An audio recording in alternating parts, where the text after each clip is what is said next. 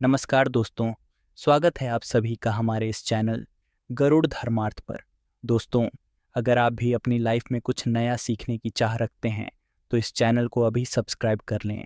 दोस्तों, आप सभी लोग जानते हैं कि 22 दिसंबर 2024 यानी रविवार को पड़ रही है पौष महीने की अष्टमी तिथि।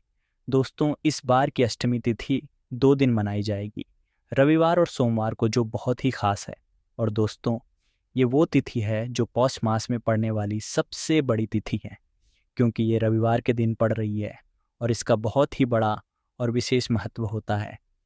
गुरुजी ने कहा है कि यदि कभी भी मौका लग जाए और पौष महीने की अष्टमी तिथि रविवार को पड़ जाए तो आप लोगों को एक चावल दाने का उपाय तो ज़रूर ही करना चाहिए। इन दोनों का संयोग बहुत ही कम आता है।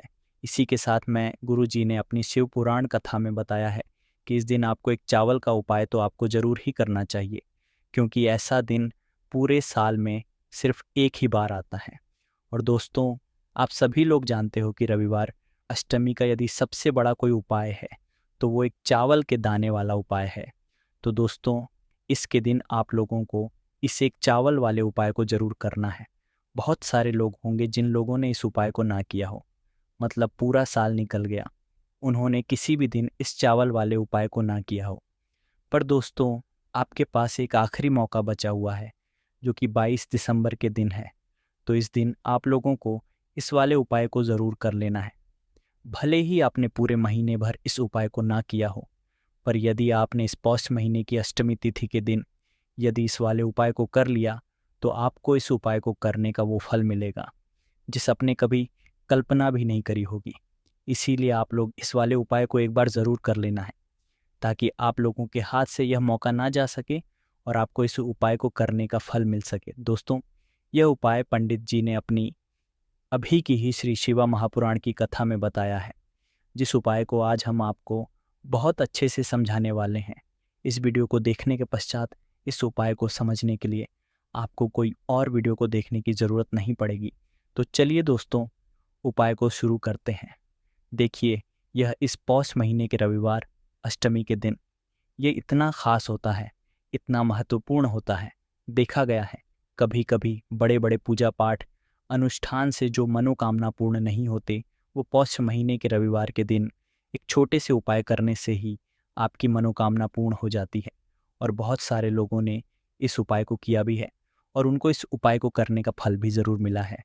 आप लोग भी इस उपाय को करना चाहते हैं तो आप इस उपाय को पहले अच्छे से समझ लेना, सुन लेना, उसके पश्चात करना। आपको इस उपाय का फल ज़रूर मिलेगा। और इस उपाय को कर लेने से आपके घर में चाहे किसी भी प्रकार की दुख और समस्या क्यों ना चल रही हो, आपको उसका कारण भी नहीं पता है कि भाई यह समस्या किस कारण से चल रही है, उसका कुछ भी कारण हो सकता है। जैसे पितृदोष हो सकता है या किसी भी तरह का मंगल दोष भी हो सकता है। तो इस दिन आप लोगों को यह वाला उपाय कर लेना है। यह एक ऐसा उपाय है जिस उपाय को यदि किसी विशेष दिन पर किया जाए तो भाई उस विशेष दिन का जो है वह तो हमें मिलता ही मिलता है, पर हमने उस दिन पर इस उपाय को किया है तो हमें उससे भी बड़ा फल मिलता है, और फल बहुत जल्दी मिलता है, क्योंकि आप इस उपाय को बहुत ही बड़े और विशेष दिन पे कर रहे हो। तो चलिए अब उपाय के बारे में बात करते हैं, लेकिन उससे पहले आप लोग को ये जानना आवश्यक है कि आखिर यह उपाय किस समय करना है, किसको करना है और कैसे करना है। तो चलिए हम आगे आपको वीडियो में एक एक करके बता देते हैं। लेकिन उससे पहले यदि आप लोग हमारे चैनल पर पहली बार आए हैं या फिर मेरी आवाज़ आज पहली बार सुन रहे हैं तो हमारे चैनल को सब्सक्राइब ज़रूर कर लेना और इस वीडियो को लाइक करके कमेंट बॉक्स में श्री शिवाय नमस्तुभ्यम AUM नमः शिवाय ज़रूर टाइप कर देना। तो दोस्तों, इस एक चावल वाले उपाय को इस रविवार अष्टमी के दिन कैसे करना है, किसको करना है, किस समय करना है और कहाँ पर करना है, ये सारे सवालों के जवाब आपको इस वीडियो में मिल जाएंगे। और जो ये वीडियो देखेगा भाई, उसको एक चावल वाला उपाय ज़रूर करना चाहिए, क्योंकि इस दिन चावल का भी बहुत ही बड़ा और विशेष महत्व होता है। और जब बात आ जाए एक चावल के दाने की तो ये सोने पे सुहागा वाली बात हो जाती है और ये एक बहुत ही बड़ा उपाय हो जाता है। इस रविवार अष्टमी तिथि का बात करते हैं उपाय की। देखो, ये एक चावल वाला उपाय वीडियो के लास्ट में बताया है वो उपाय आप ज़रूर करें। देखो, इस उपाय को आप सुबह से लेकर शाम तक कर सकते हैं। तो चलिए बरसते हैं उपाय की ओर। देखिए, इसके लिए आपको क्या करना है। एक काली मिर्च लेनी है। देखो, ध्यान से समझना, एक काली मिर्च लेनी है और ध्यान देना है कि काली मिर्च कहीं से भी खंडित नहीं होनी चाहिए। फिर इसके पश्चात आपको लेना है एक गोल बाती का दीपक। देखिए, दीपक आप चाहे तो माटी का ले लें, और यदि आपके पास माटी का दीपक है तो आप यह दीपक शुद्ध आटा लगाकर के एक दीपक बना सकते हैं। बस आपको ध्यान देना है कि उस आटे में आपको नमक या हल्दी का प्रयोग नहीं करना है। ठीक है, तो आप एक बढ़िया सा दीपक बना लें और उस दीपक में गोल बाती लगाकर कि उस दीपक में आपको घी भरना है। देखो, गाय का शुद्ध घी आपको उस दीपक में भरना है। अब क्या करना है, आपको इन दोनों चीज़ों को लेकर चले जाना है बेलपत्र के पेड़ के पास। देखिए, गुरुजी ने अपनी अभी की शिव महापुराण कथा में भी बताया था, जो भी व्यक्ति काल में जो भी एक दीपक प्रज्वलित कर देता है, उसके घर पर धन की कमी नहीं हो सकती। देखो, यदि आपके घर के आसपास कहीं बेलपत्र का पेड़ नहीं है या घर से काफ़ी दूर पड़ता है और आप जा नहीं सकते, तो आगे हम ये भी बताएंगे कि कैसे इस उपाय को करना है। यदि बेलपत्र वृक्ष ना हो तो देखो, अब आपको प्रदोष काल में इन दोनों चीज़ों को लेकर चले जाए।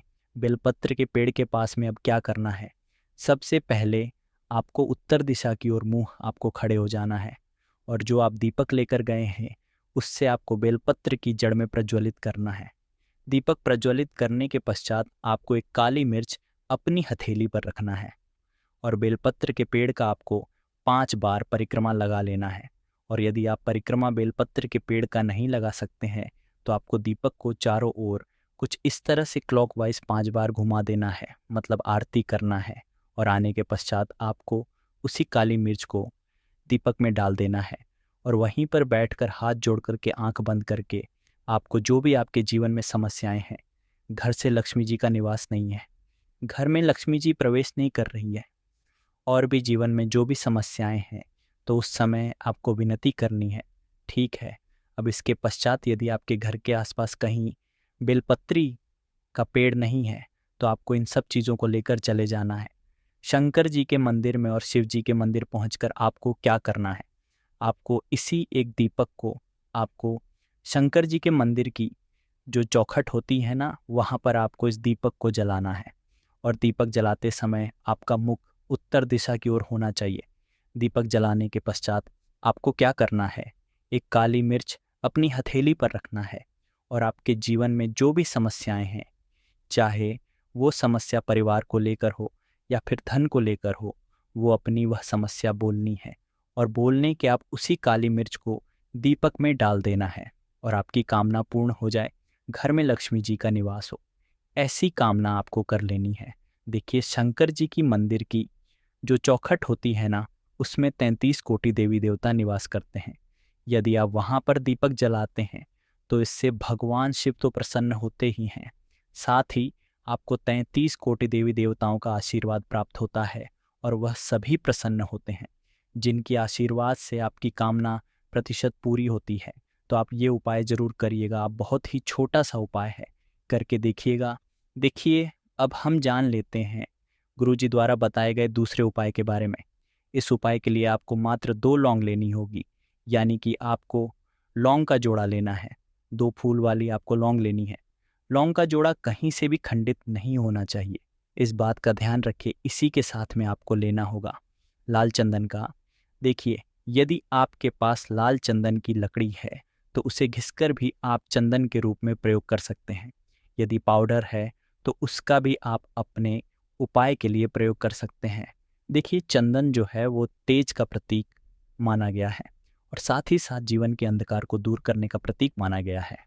अब इसी के साथ में आपको मात्र एक तांबे के पात्र के अंदर शुद्ध जल लेना होगा अपने घर से। अब दोस्तों, ये सामग्री लेकर के सीधे आपको पहुंच जाना होगा भगवान शिव के मंदिर में। देखिए, इसी के साथ में आपको एक गोल बाती का दीपक भी लेना होगा। दीपक आप मिट्टी का भी ले सकते हैं, शुद्ध घाटा मढ़कर उसका भी तैयार कर सकते हैं, और दीपक में आपको शुद्ध घी का प्रयोग करना है। लेकिन जैसे ही आप इन सभी सामग्रियों को मंदिर में लेकर के पहुंचेंगे, मंदिर में जैसे ही आप चौखट के वहाँ पर पहुँचेंगे तो मंदिर की चौखट के सीधे तरफ आप जो साथ एक गोल बाती का दीपक लेकर के आए हैं उसे आपको सबसे पहले तो प्रज्वलित कर देना है। यानी कि जैसे ही आप मंदिर की चौखट के वहाँ पर प्रवेश करते हैं तो उसके सीधे तरफ आपको ये गोल बाती का दीपक प्रज्वलित कर देना है। अब देखिए, जैसे ही आप ये दीपक प्रज्वलित करेंगे तो आपकी जो भी मनोकामना है उससे आपको बोल देना है। आप इस दीपक को इस प्रकार से प्रज्वलित करने के पश्चात इन सभी सामग्रियों को आपको शिवलिंग के पास में लेकर पहुंच जाना है।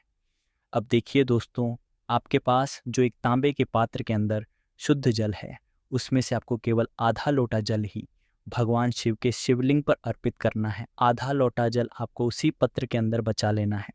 अब दोस्तों, आपके पास जो 2 लौंग है यानी कि लोक का जोड़ा है उससे आपको अपना नाम और अपने गोत्र को बोलते हुए आपकी जो भी समस्या चल रही है, आपके जीवन में जो भी परेशानी उत्पन्न हो रही है उन्हें आपको बोल देना है।